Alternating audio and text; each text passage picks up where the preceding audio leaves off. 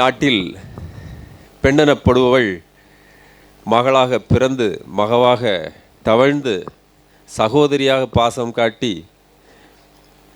மனைவியாக மகிழ்வித்து தாயாக பாசம் காட்டி அரவணைத்து தெய்வமாகிறாள் என்று சொல்கிறார்கள்.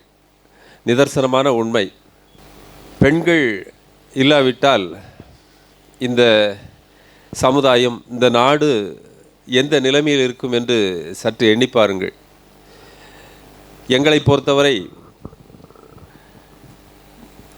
பெண்கள் ஆண்களுக்கு சரி சமமானவர்கள் அல்ல, ஆண்களை விட நிச்சயமாக உயர்ந்தவர்கள். அந்த பெண்கள் தான் ஆண்களை வழிநடத்தி செம்மையாக குடும்பத்தை கொண்டு சென்று நல்ல குடும்பத்தை முன்னேற்ற பாதையில் எடுத்து செல்லவும் குடும்ப பெருமையை கட்டி காக்கவும் மிகப்பெரிய ஒரு பொறுப்பை வகித்து வருகிறார்கள். எங்களை பொறுத்தவரை, எங்கள் குடும்பத்தை பொறுத்தவரை பெண்கள் தான் எங்களை வழிநடத்தி செல்கிறார்கள். அவ்வாறு அந்த பெண்கள் வழிநடத்தாத குடும்பம் நிச்சயமாக ஒரு நல்ல பாதையில் செல்வதற்கு வாய்ப்பில்லாமல் போய்விடும்.